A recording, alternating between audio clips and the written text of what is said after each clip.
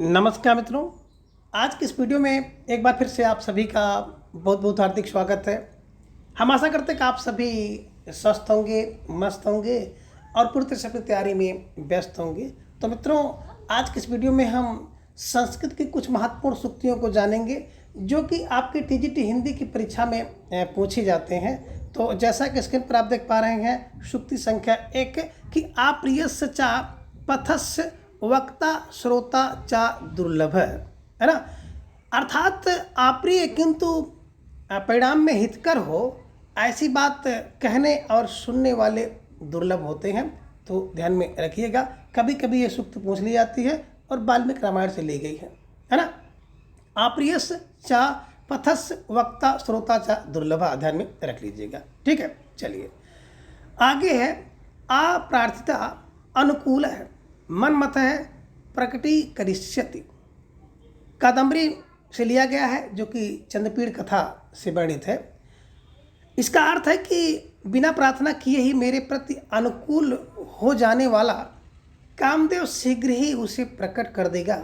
ऐसा कादम्बरी के अनुराग के कारणों के विषय में चंद्रपीड़ कह रहा है। तो ये ध्यान में रखिएगा कि अप्रार्थिता मतलब बिना प्रार्थना किए, मनमत है कामदेव को कहा जाता है। प्रकटी करिष्यते यानी कि मनमत यानी कामदेव मेरे अंदर जो है शीघ्र प्रकट हो रहा है। तो ये ध्यान में आप रख लीजिएगा। ठीक है, चलिए तीसरी सूक्ति है कि अनाथ परिपालनम ही धर्म है अस्मद् द्विधानाम। इसका मतलब क्या हो गया? कादम्बरी की चंद्रपीड़ कथा से लिया गया है कि पिंजड़े में स्थित वैशंपायन तोते ने शूद्रक को बताया कि मुनि कुमार हीरत ने मुझे जाबल के आश्रम से ले आया है।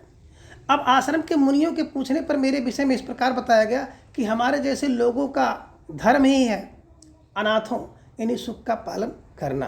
तो अनाथों यानी कि अनाथों का पालन करना ही हमारे जैसे लोगों का धर्म है। ध्यान में रखिएगा, अनाथ परिपालनम ही धर्म है अस्माद् द्विधानम, यानी कि हमारे जैसे लोगों का धर्म ही है अनाथों का पालन करना।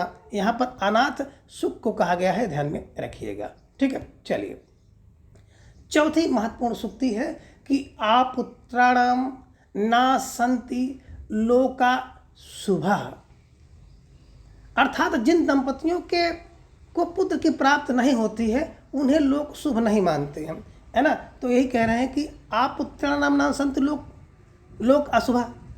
आपुत्राणाम संति जिन दंपतियों के पास पुत्र की प्राप्ति नहीं होती है, संसार यानी कि लोग उन्हें शुभ नहीं होता है ना। संसार उन्हें शुभ नहीं मानता है, ध्यान में रख लीजिएगा। ठीक है, चलिए आगे है। अतिग्रहतेन आकृतेन अपिरक्षणीयान सुहृदय शून्य मनते साधव, यानी कि साधु प्रकृति के लोग अत्यंत निंदनीय बुरे कर्मों के द्वारा भी मित्र के प्राणों की रक्षा करते हैं। अति ग्रहितेन आकृतेन रक्षणीयान सुहृदय शून्य मनते साधव, यानी कि साधु प्रकृति के लोग अत्यंत निंदनीय या बुरे कर्मों द्वारा भी मित्र के प्राणों की रक्षा करना उचित समझते हैं। ये ध्यान में आप रख लीजिएगा, है ना। ये भी उसी कादम्बरी कथा चंद्रपीड़ से लिया गया, ध्यान में रखिएगा। छठी सूक्ति है कि अशेष जन पूजनीया चा इयम जाति है तस्मयी प्रणामम आकरवम। अब महाश्वेता जो है चंद्रपीड़ से कहती है कि ऋषि मुनियों की जाति सभी के लिए पूजनीय होती है, यानी कि ऋषि मुनि सभी के लिए पूजनीय होते हैं, इसलिए मैंने मुनि कुमार पुंडरीक को प्रणाम किया। आशेष जन पूजनीया चायम जाति है तस्मयी प्रणामम आकरवम, है ना। कि जो ऋषि मुनियों की जाति है वो सभी के लिए पूजनीय होती है, इसलिए मैंने मुनि कुमार पुंडरीक को प्रणाम किया। सातवीं सूक्ति है कि आशांतस्य कुतः सुखम। अर्थात अशांत जो व्यक्ति शांत रहित है, शांत नहीं है, उस व्यक्ति को सुख कैसे मिल सकता है। ये श्रीमद् भागवत गीता में कहा गया है कि आशांतस्य कुतः सुखम, यानी कि अशांत शांत रहित व्यक्ति को सुख कैसे मिल सकता है, अर्थात उसे सुख नहीं मिल सकता है। अगली बड़ी महत्वपूर्ण सूक्ति है सूक्ति संख्या 8 कि आलस्यम ही मनुष्याणाम सरिस्थो महान रिपु हो, यानी कि आलस मनुष्य के शरीर में रहने वाला उसी का घोर शत्रु है, महान रिपुः। आलस्यम ही मनुष्याणाम शरीरोस्तो महान रिपुः, कि आलस्य मनुष्य के शरीर में रहने वाला उसी का घोर शत्रु है। तो ये ध्यान में रखिएगा, नीति शतक से ली गई सूक्ति है, कभी कभी परीक्षा में पूछ लिया जाता है। सूक्ति संख्या 9 है कि अस्याम अहम त्वयि चा संप्रतिवीत चिंता है। कौन? अब इसमें कण्व ऋषि कहते हैं कि अब मैं इस वन ज्योत्सना और तुम्हारे विषय में निश्चिंत हो गया हूँ, है ना, कि अस्याम हम त्वयि चा संप्रतिवीत चिंता है ना। अब मैं इस वन ज्योत्सना और तुम्हारे विषय में निश्चिंत हो गया हूँ, अर्थात अब तुम्हारे और वन के बीच, वन में रहने वाले जो है ना, उनके विषय में मुझे कोई चिंता नहीं है। सूक्ति संख्या 10 है कि अनुमत गमना शकुंतला त्रुभि इयम वनवास बंधुभि। अब कर्ण ने कहा कि अनुमत गमन यानी कि अनुमत गमना शकुंतला त्रुभि इयम वनवास बंधुभि, यानी कि कर्ण कहते हैं कि वृक्षों ने इस शकुंतला को पतिगृह जाने की अनुमति दे दिया है, कि अनुमति दे दिया। कौन? गमन के लिए शकुंतला को। तुर्भि माने वृक्षों ने, वनवास बंधुभि। तो ध्यान में रखिएगा कि वृक्षों ने भी शकुंतला को पतिगृह जाने की अनुमति दे दी है। ठीक है, आगे देखिए, वेरी वेरी मोस्ट इंपॉर्टेंट है। आवे ही तनया ब्रह्म अग्निगर्भा शमी वृक्ष देखो अग्नि को धारण करता है, ये ध्यान में रख लीजिएगा। आवे ही तनयाम, यहाँ पर महेश कर्ण को आकाशवाणी से शकुंतला के विषय ज्ञान हुआ, यानी कि शकुंतला के बारे में पता चल गया कर्ण ऋषि को। ऐसा प्रेमदा ने अनुसया से बताया है। क्या बताया? कि ब्रह्मांड पृथ्वी के कल्याण हेतु दुष्यंत द्वारा स्थापित वीर को धारण करती हुई कौन? पुत्री शकुंतला तुम अग्नि धारण करने वाली शमी वृक्ष की भांति हो। आवे ही तनया कि पुत्री, कब? तुम पुत्री शकुंतला तुम अग्नि धारण करने वाले शमी वृक्ष की भांति हो। जैसे शमी वृक्ष अग्नि को धारण करता है, उसी प्रकार से तुम राजा दुष्यंत के द्वारा स्थापित वीर को धारण कर रही हो, ऐसा कुछ इन्होंने कहा है। तो अभिज्ञान शाकुंतलम में है, कालिदास द्वारा लिखा है। सूक्त संख्या 12 है कि अनुपयुक्त भूषणों एवं जन है। अभिज्ञान शाकुंतलम से लिया गया है, ध्यान में रखिएगा। अब दोनों सखियां शकुंतला के आभूषण धारण कराते हुए कहती हैं कि हम दोनों आभूषणों के उपयोग से अनभिज्ञ हैं, कि अनुपयुक्त आभूषणों एवं जन है, कि हम दोनों आभूषणों के उपयोग से अनभिज्ञ हैं, यानी कि हम लोगों को पता नहीं है कि कौन सा आभूषण कहाँ पर प्रयोग करना है। अतः चित्रावली को देखकर आभूषण पहनाती हैं। तो ये ध्यान में रख लीजिएगा कि अनुपयुक्त भूषणों अयम जन है, कि हम दोनों सखियां आभूषण को उपयोग करने से अनभिज्ञ हैं, इसका यही अर्थ है। इसलिए क्या करते हैं वो लोग? चित्रावली चित्र को देख करके आभूषण शकुंतला को पहनाते हैं। सूक्ति संख्या 13 है कि आभारणो चितम रूपम आश्रम सुलभई प्रसाद धनई विप्र कार्यते। अप्रियमता कहती है कि आभूषण की योग रूप आश्रम में प्राप्त अलंकारों से विकृत किया जा रहा है ना। तो ये ध्यान में रखिएगा। अभिज्ञान शाकुंतलम का है कि प्रियमता कह रही कि आभूषण की योग रूप है ना, जो आभूषण की योग रूप है, उस रूप को क्या किया जा रहा है? आश्रम में प्राप्त अलंकारों से विकृत किया जा रहा है। ये ध्यान में रख लीजिएगा। ठीक है, चलिए आगे है। आत्मकृता नाम ही दोषाणाम नियत अनुभवितव्यम फलम आत्मनेयो, यानी कि अपने किए दोषों का फल निश्चित ही स्वयं भोगना पड़ता है। वेरी वेरी मोस्ट इंपॉर्टेंट सूक्ति है कि आत्मकृता नाम ही दोषाणाम नियत अनुभवितम फलम आत्मनेयो। आत्मनेयो माने अपने आप ही क्या करना पड़ता है? कि अपने किए गए दोषों का फल निश्चय ही स्वयं भोगना पड़ता है। आत्मकृता नाम ही दोषानाम नियतम अनुभवितम फलम आत्मनेयो। ठीक है, अपने किए गए दोषों का फल निश्चय ही स्वयं को भोगना पड़ता है। सूक्ति संख्या 15 है कि आतिथ्य देवो भव। तैत्तिरीय उपनिषद से लिया गया। आतिथ्य देवो भव यानी कि आतिथ्य देव स्वरूप होता है। आतिथ्य देव स्वरूप होता है। इसको आप लोग मतलब बहुत पहले से पढ़ते आ रहे हैं, तो जान लीजिएगा तैत्तिरीय उपनिषद से लिया गया है, तैत्तिरीय। ठीक है। सूक्ति संख्या 16 है कि अति स्नेह पाप संकी। अभिज्ञान शाकुंतलम के चौथे अंक में से लिया गया है कि अत्यधिक प्रेम पाप की आशंका उत्पन्न करता है। और आप लोग इसका प्रयोग भी करते हो कि अति स्नेह पाप संकी, कि अत्यधिक प्रेम पाप की शंका उत्पन्न करता है। और सूक्ति संख्या 17 है कि अत्यादर शंकनीय, और इसी से मिलती जुलती है मुद्रा अंक पहले में लिया गया है कि अत्यादर शंकनीय। अति स्नेह पाप का शंका होता है, पाप की शंका उत्पन्न करती है, और अत्यधिक आदर किया जाना भी शंकनीय होता है। तो अत्यादर है शंकनीय है। अगर आप किसी के यहाँ जाएं और आपका बहुत आदर सत्कार हो तो भी थोड़ा सा शंका उत्पन्न होता है कि इतना सत्कार आदर क्यों हो रहा है। ठीक है, चलिए।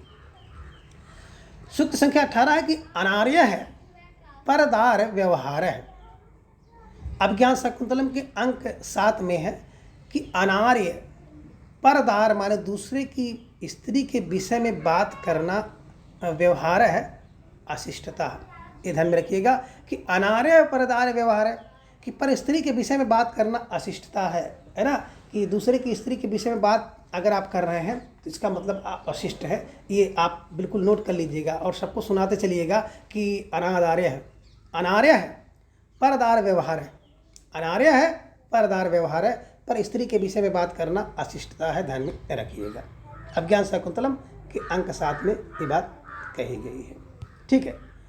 आगे सूक्ति संख्या 19 है कि अर्थो ही कन्या परकीयो यो, यानी कि कन्या वस्तुतः पराई वस्तु होती है, पराया धन होती है। तो आप कह सकते अर्थो ही कन्या पर की यो, कि कन्या वस्तुतः पराई वस्तु है। ये ध्यान में आप रख लीजिएगा।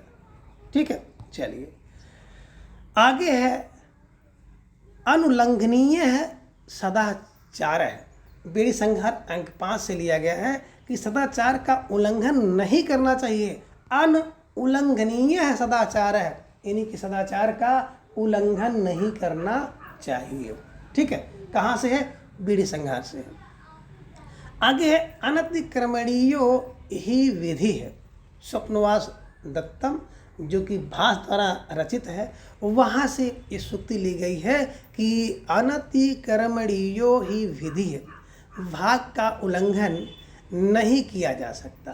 तो एक तो है अनुल्लंघनीय सदाचार, सदाचार का हम लोगों को उल्लंघन नहीं करना चाहिए, और दूसरा कह रहे कि अनतिक्रमणीयो ही विधि है, यानी कि भाग का उल्लंघन नहीं किया जा सकता है। जो भाग में लिखा है वो होकर रहेगा, है ना।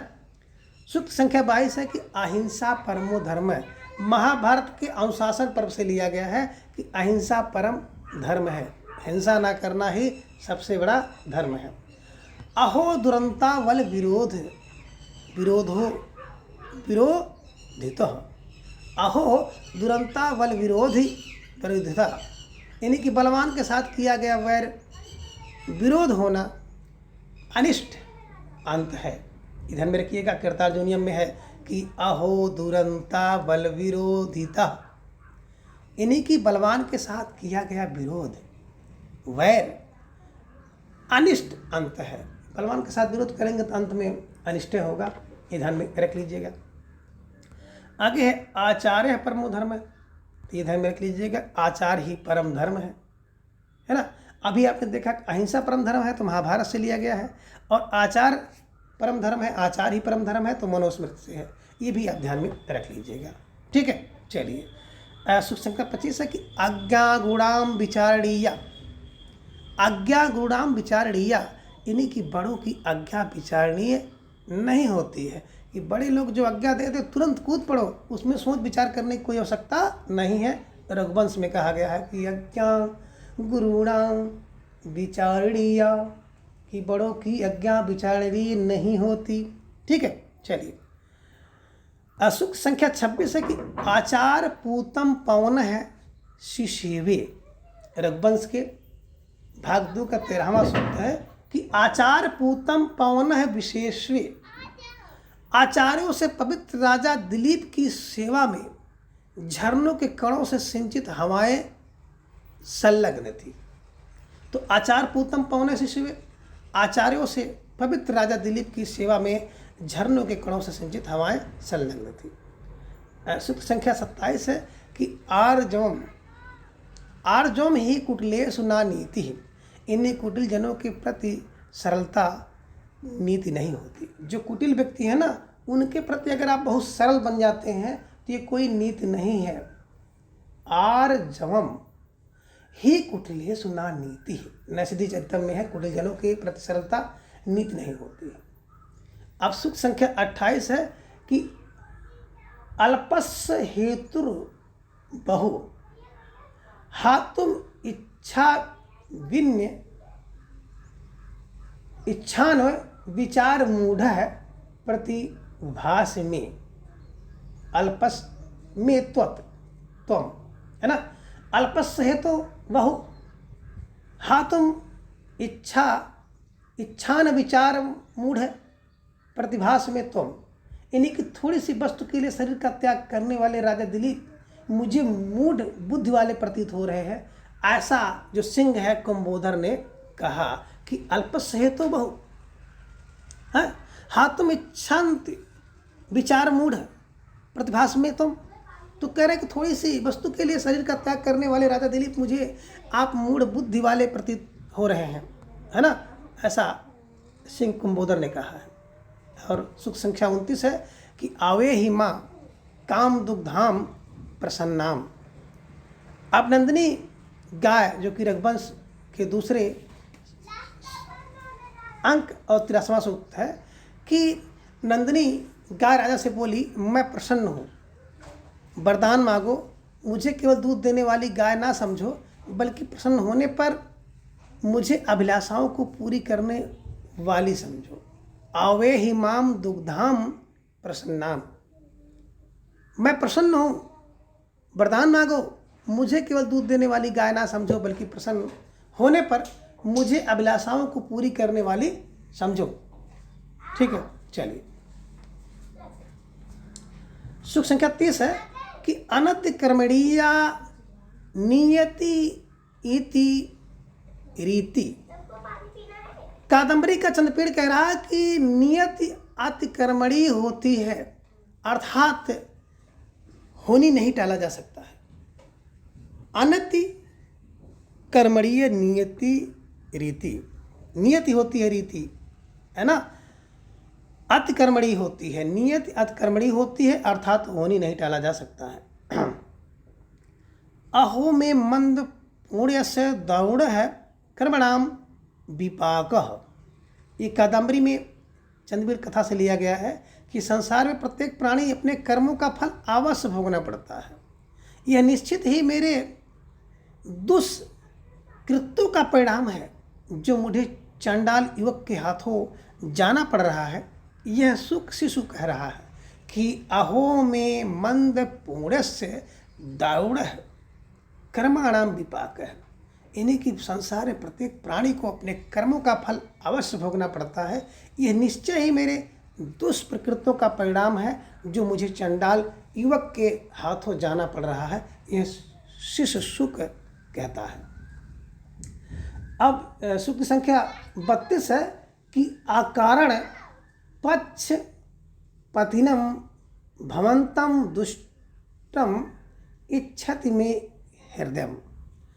अब कादम्बरी के चंद्रपीड़ कथा से है कि कयूरक महाश्वेता का संदेश चंद्रपीड़ को देते हुए कहता है कि आपके प्रति मेरा स्नेह स्वार्थ रहित है, फिर भी आपसे मिलने की उत्कंठा हो रही है।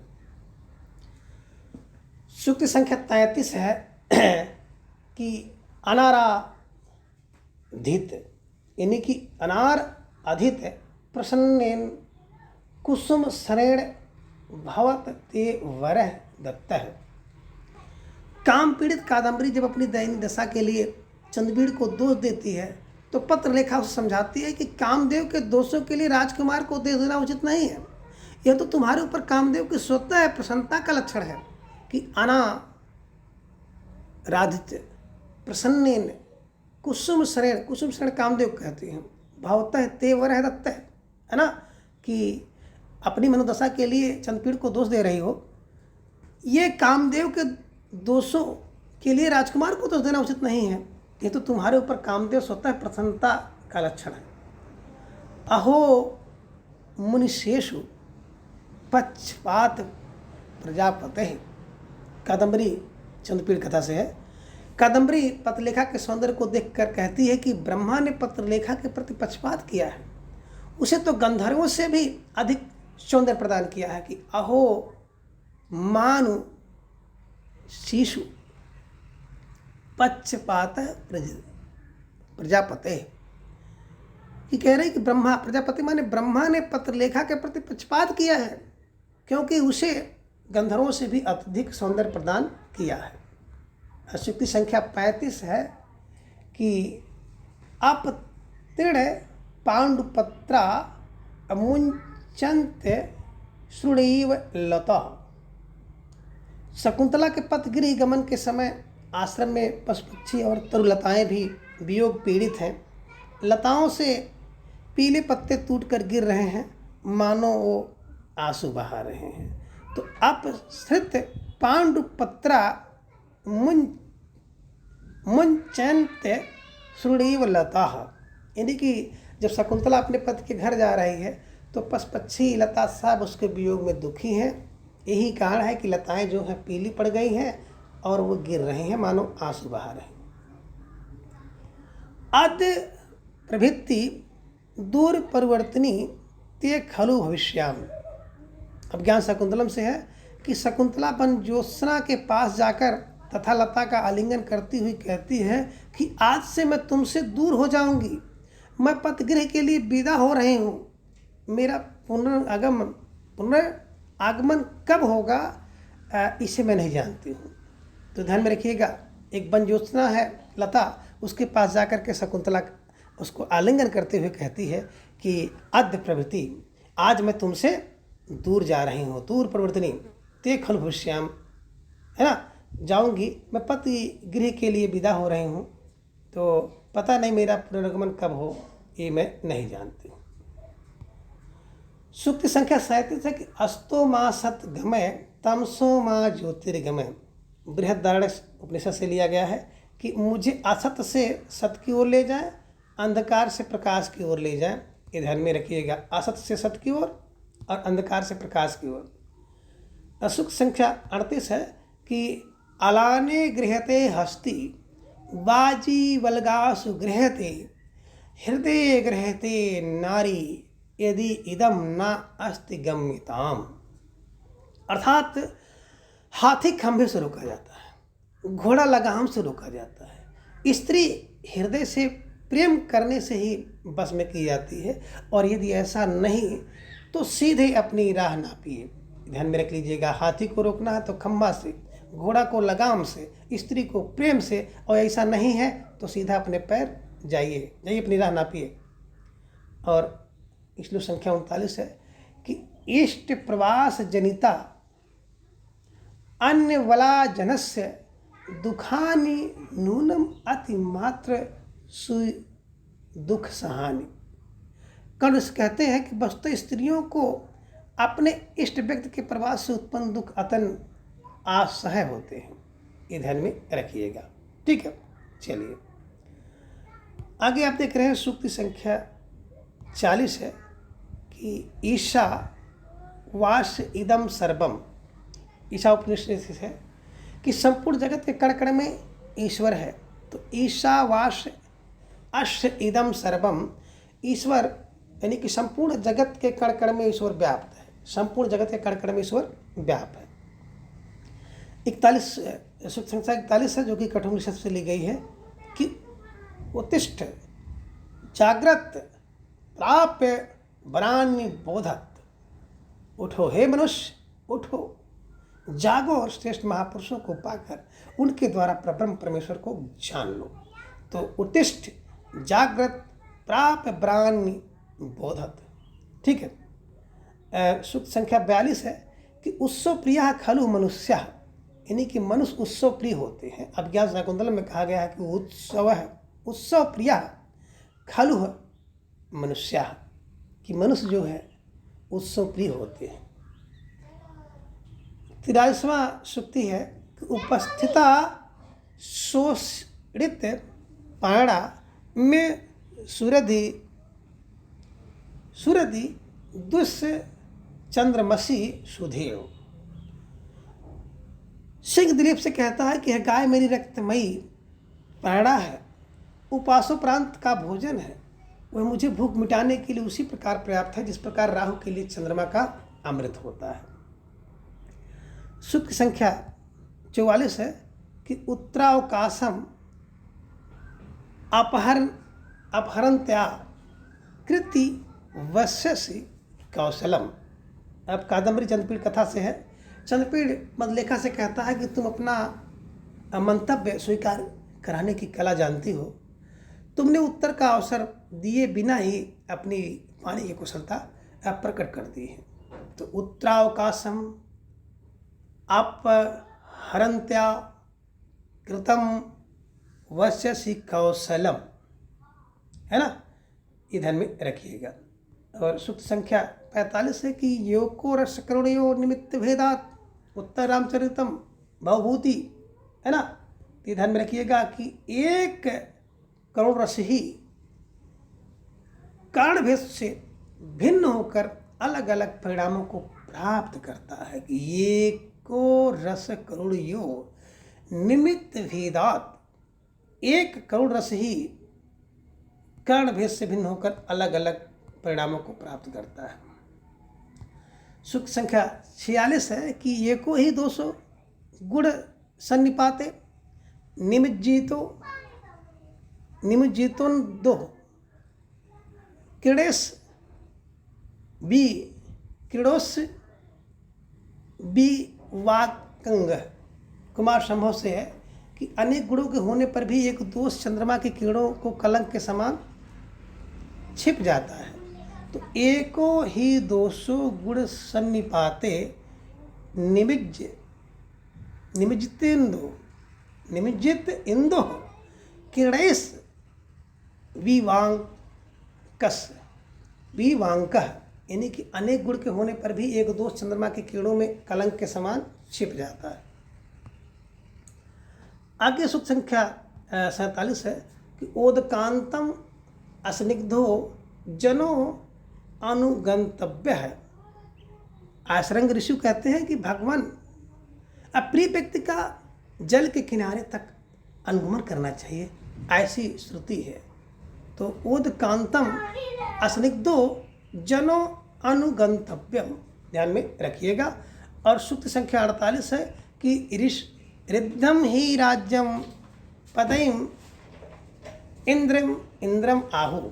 रघुवंशम के सर्ग 2:50 में है कि समृद्धशाली राज्य इंद्र के पद स्वर्ग के समान होता है। समृद्धशाली राज्य जो है इंद्र के पद के समान होता है, ध्यान में रखिएगा। और आगे है सूक्ति संख्या 49 है कि को नाम उसड़ो को देन नव मालिकाम संचत, कि को नाम उषड़ो उदके नव मालिकाम सिंचती। प्रेमता कहती कि नव मालिका को गर्म जल से कौन सींचना चाहेगा, अर्थात जो नव मालिका है उसको गर्म जल से कोई सींचना नहीं चाहेगा। और सूक्ति संख्या 50 है कि को अन्यो हुदवहाद दुग्धम प्रभवति। अंशिया कहती है कि अग्नि के सिवा कौन जला सकता है। यहाँ अग्नि से अभिप्राय दुर्वासा से है, तो ये ध्यान में रखिएगा। तो मित्रों, आज के इस वीडियो में बस इतना। अगले वीडियो में इसके आगे के जो सूक्तियाँ हैं उसको हम लोग जानेंगे। तब तक के लिए आप सभी अपना बेहद ख्याल रखें और अपना अधिक से अधिक समय अपने धर्म पर लगाएं।